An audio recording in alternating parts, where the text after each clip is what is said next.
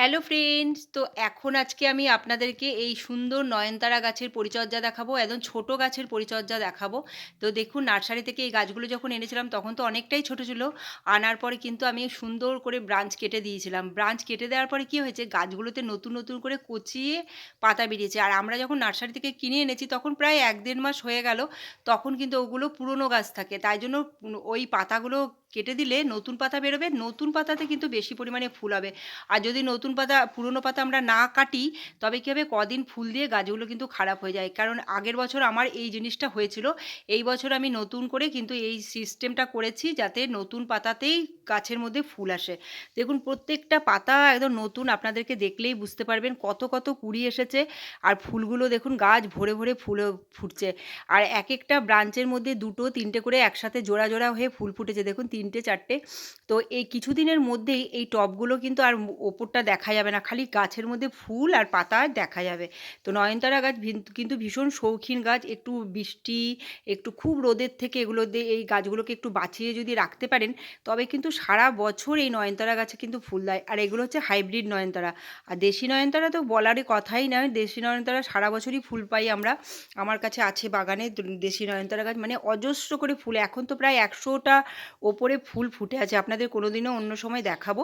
আর এই যে আমি সামনে থেকে আপনাদেরকে দেখাচ্ছি এই দেখুন কত, কত কুঁড়ি। একেকটা কুঁড়ি একেকটা মানে ব্রাঞ্চের মাথায়, মাথায় ৫টা ৬টা করে কুঁড়ি এসেছে। আর ফুল তো ফুটছেই। আর একটা জিনিস দেখাচ্ছি যে এই যে কুঁড়িগুলো আপনারা যখন খেয়াল করবেন পাতাগুলো দেখবেন গাছে পোকামাকড় আছে কিনা। খুব ফাঙ্গাস লাগার ভয় থাকে। তাই জন্য লিকুইড খাবার যতটা পারবেন অ্যাভয়েড করবেন। আর মাঝে, মাঝে এই যে বীজগুলো তুলে, তুলে ফেলে দেবেন। আমি তো আগের বীজগুলো সবই ফেলে দিয়েছি।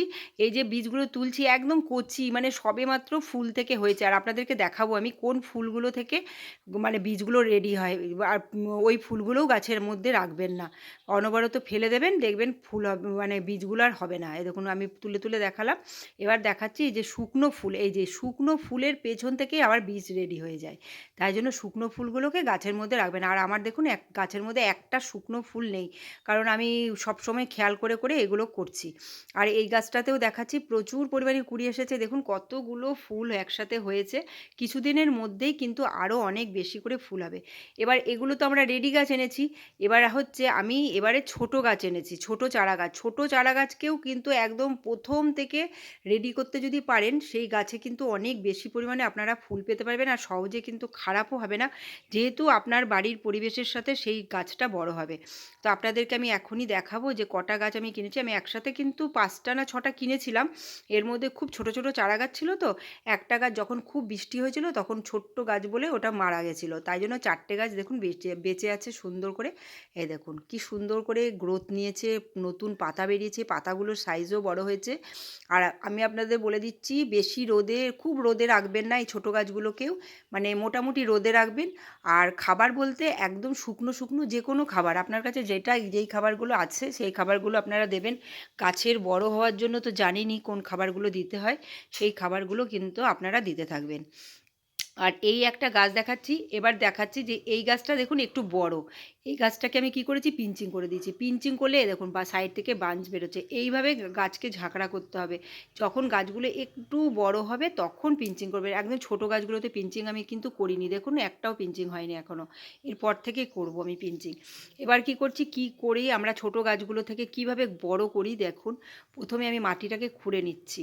মাটিটাকে খুঁড়ে নিলাম। নেওয়ার পরে গাছের টবের মধ্যে দেখুন গোবর সার কিন্তু দেয়াই আছে। গোবর সার দিয়ে বসিয়েছিলাম। এবার দিয়ে দিচ্ছি খুব সামান্য মানে একটা চামচের ৪ ভাগের ১ ভাগ অংশে আমি কি নিয়েছি একটু করে মিক্স খাবার নিয়ে নিয়েছি। এই মিক্স খাবারটা দিতে থাকবেন। মানে আপনারা ১৫ দিন অন্তর, অন্তর দেবেন। ৭ দিনের মধ্যে দিয়ে দিতে হবে না। ১৫ দিন গাছগুলো ছোট তো। ১৫ দিন পর, পর দেবেন। গাছের গ্রোথটা আপনারা লক্ষ্য করবেন। দেখবেন কতটা বড় হয়েছে। আপনাদেরকে আমিও দেখাবো আমার গাছের গ্রোথগুলো কতটা বড় হয়েছে। এভাবে আপনারা ছোট গাছ থেকে পরিচর্যা করুন। আর যারা রেডি গাছ এনেছেন তারা রেডি গাছেও কিন্তু এরকম মিক্স খাবার দিতে থাকুন। আর বললামই লিকুইড খাবারটা অ্যাভয়েড করুন। তো আপনাদের কেমন লাগলো এই আমার ফুল গাছগুলো ছোট গাছ, বড় গাছের পরিচর্যা আমি সব বলে দিলাম। কীরকম জায়গায় রাখতে হবে সেটাও বলে দিলাম।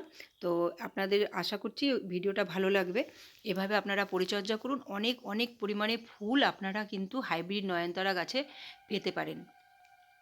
অনেকেই বলে যে হাইব্রিড নয়নতারা গাছ মরে গেছে। তো এই জিনিসগুলো করলে হাইব্রিড নয়নতারা তাড়াতাড়ি মরবে না। Bye, by.